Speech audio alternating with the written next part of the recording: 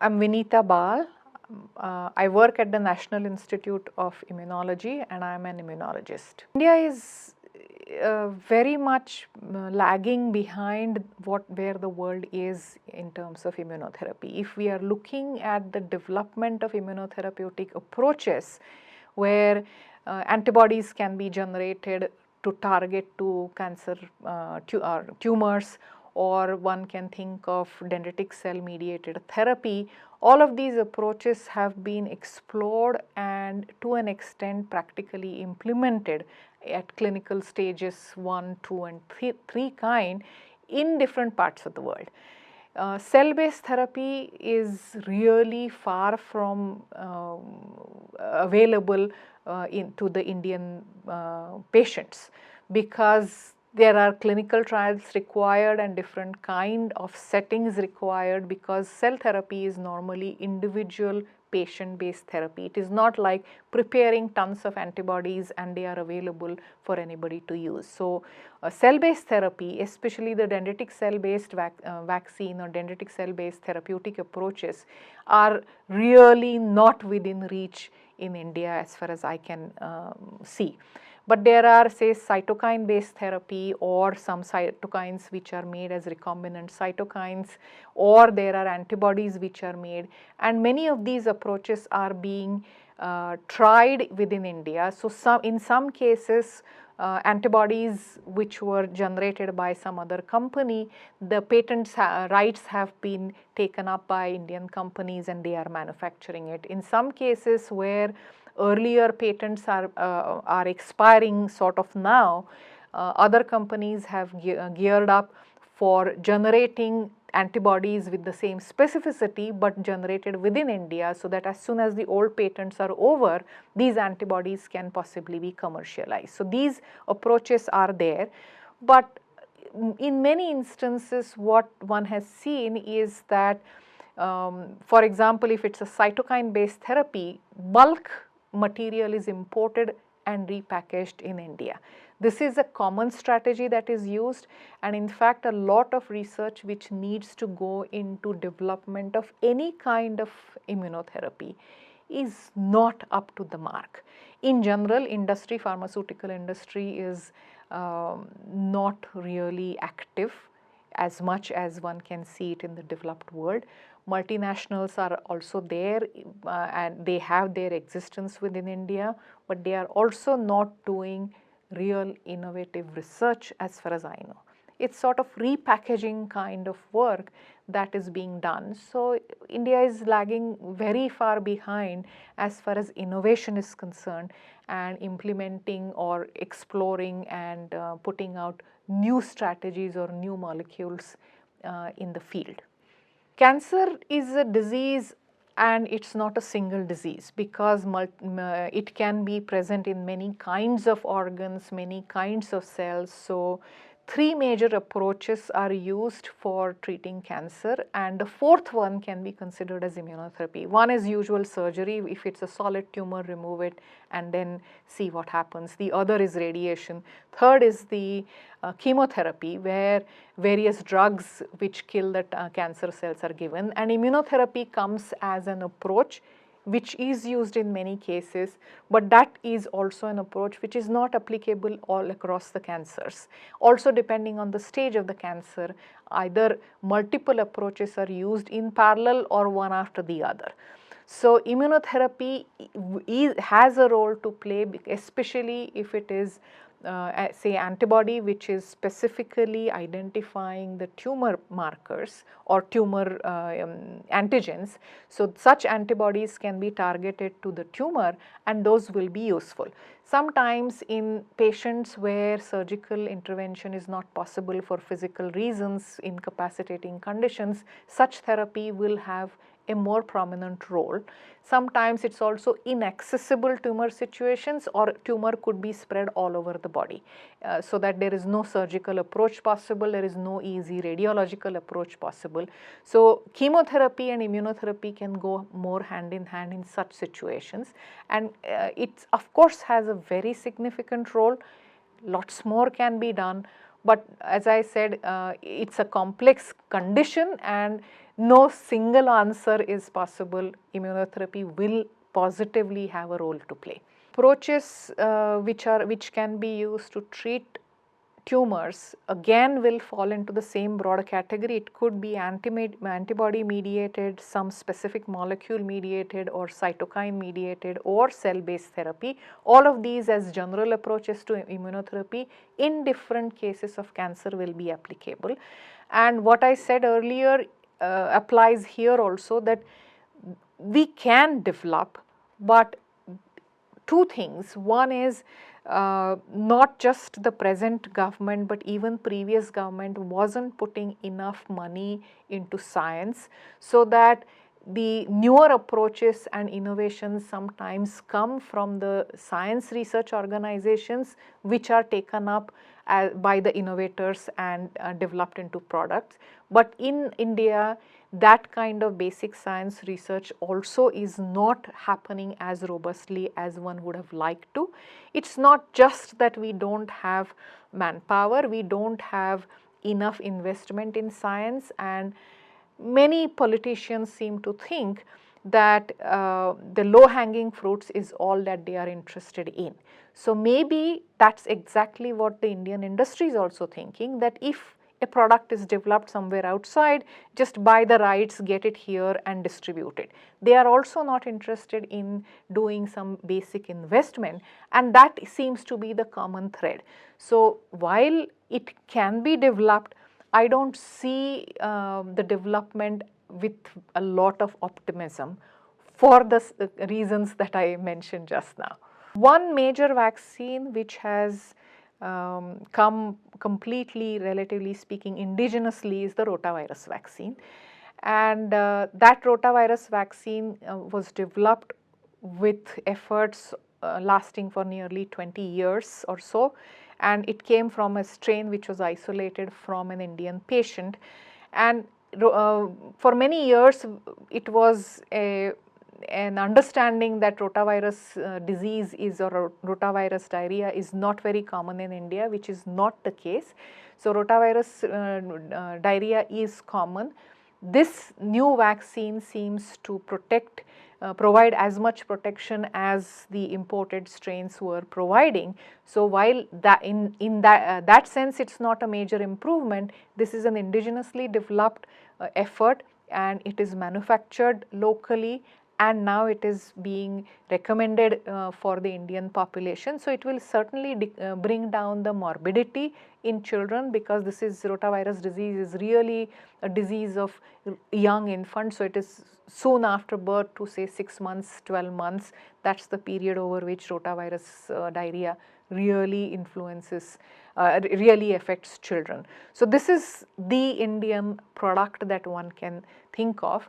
The other things which are tried but not really have gone very much further is everybody is trying vaccines for as a recombinant agent for making for dengue, for Japanese encephalitis.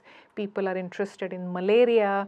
So all these diseases are tropical diseases commonly found in countries like India. So these are developing countries and tropical countries as a peculiar mixture, so that the diseases are very common.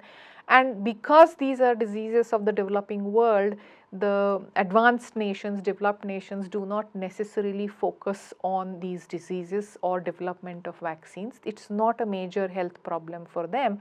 So in that sense, we should be developing our own Japanese encephalitis prevention vaccine, dengue prevention vaccine, malaria prevention vaccine, filaria. All these diseases are really common. Leishmania, Kala-Azar is also part of the same group, where nobody meaning not very many people would be working on it. If you look at papers published from Indian labs, many people keep saying this particular piece of Kala-Azar organism is providing a lot of protection in an animal model. Similarly with malaria, similarly with dengue, and so on. So these are all basic science approaches, but from such approaches there is a possibility of getting a lead for developing further vaccine. So these efforts are really low key, And if one looks at even Indian literature published from India, there are many such efforts. Unfortunately, there isn't a sort of linear movement towards the next phase or the next phase, so that actually human trials can be initiated. So while there is a scope, this is not happening. Again, we are using now from a trivalent vaccine, so which was DPT vaccine, which was in childhood program. Now we are gone to pentavalent vaccine, and that is sort of becoming mandatory. Again, those two additional ones are not made in India, as today's government would like to say. It is again a vaccine which was developed in the developing country, and we are very successfully importing it because WHO is recommending, other organizations are recommending, so we are going for pentavalent vaccine. That again, some of the companies were trying to manufacture it in India, but again, I have heard that it's again repackaging business, which is easily doable and hence being followed. There is future for vaccines in cancer, but I would think that it will be much harder than infectious diseases, because as I said, I listed 4, 5, 6 infectious diseases which are common problems in India. If you look at the cancer, commonest cancers, yes, there will be 3 or 4, but when people suffer from cancer, there are 35, 40, 50 different types of cancer, and one cancer vaccine is not going to be useful for anything except one type of cancer. So people had in Australia, for example, where melanoma is common, there people were thinking of vaccine to prevent melanoma. That kind of situation can be thought of, but if you look at the oral cancer, which is very commonly seen in India, for that the chemical irritation, which is because of the tobacco, chewing pan and other things, these irritants are supposed to be contributing a lot, and in that sense there is no vaccine that can easily be available, because one thinks of vaccine where there is an infection which is leading to cancer development, and only such vaccine which has been available so far is for the prevention of cervical cancer, which is the human papilloma virus based vaccine. Again, that has not been developed in India, but it is recommended by certain agencies within India to be given for young adolescent girls. It's also potentially for use for men, but primary target currently for cervical cancer obviously will be young girls. The basic level, which is trying to think of new entities which can be developed as vaccine entities, those efforts are happening at multiple levels, but these are not sustained and solid efforts, so that I keep thinking that not having enough manpower working on the development or even basic development of science of vaccinology is an important negative point in India. So if we have robust scientific community which is going to work on vaccine development, we might have better prospects. But right now I am not sure that this is the case, and whether it will be very exciting in the future, I am not sure. It depends on the government policies, because how much of money will be available. There are many new research institutes which are coming up, but whether they will have enough funding of this kind to work on vaccine related issues is a problem, and there is no clinical research that I see which is really directly related to vaccine development. The scenario in India is not different from the rest of the world, which one can think as a consoling thought, but it is not, because if you look at what happens to women who have spent so much of effort doing PhD, many of them, their careers simply wither away. And since I work in biology, I see this very often, that there are large number of women who make an attempt to finish PhD, which they complete successfully, and after that they get married, then they don't have freedom as much as they would like to. So not just husband, in-laws, but there are also kids which come into onto the scene, and their career gets completely sidetracked. And once the career is sidetracked, it's extremely difficult for the women to come back. Even if there is family support, even if there is in-law support or some other support structures which are available, the responsibility of in-laws, family, housework and children is much more on women as compared to men. So men go along their way following the career quite in an uninterrupted fashion, and women come across multiple hurdles. And this is a problem. You can't have too many interruptions in a career where every day you lose looking at the papers or something, it matters. So if there is a gap of 6 months, people will feel outdated. So as a result, at PhD level or master's level, there are many women in biology area, but if you look at the faculty position, especially senior faculty position, it's really a pyramid. There are very few women in India who are at senior level, very few women directors. Of late, there are a couple of directors here and there, but not very many. The so-called Bhatnagar awards, you will not find women, 4%, 3% like that. National Science Academies, you don't find women, maximum might be about 10% or something, but even that is rare. So everywhere you see women are really in the small numbers, in minority, and with seniority the drop-off rate is really high. And there are some efforts being made by the governments to sort of bring these women who are lost after spending so much of time and energy and money, and it's also the government money which gets spent in getting women through PhD, because there is a lot of money which is poured into government funded institutions.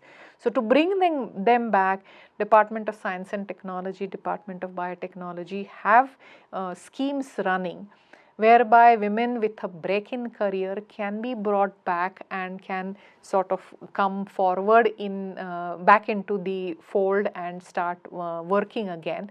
However, these efforts are so small. They are great efforts, but they are so small that the number of women who simply disappear from the career is very high. You see women who are PhDs in biology go into teaching career, but research needs a lot more time and energy. It is not a 9-to-5 job. There are no summer and winter vacations. All of this contributes to women not staying in science research but going into teaching. I'm not saying teaching is a bad idea, but those women who enjoy teaching should do teaching. Those who want to do research should be able to do research, and that is what is not happening.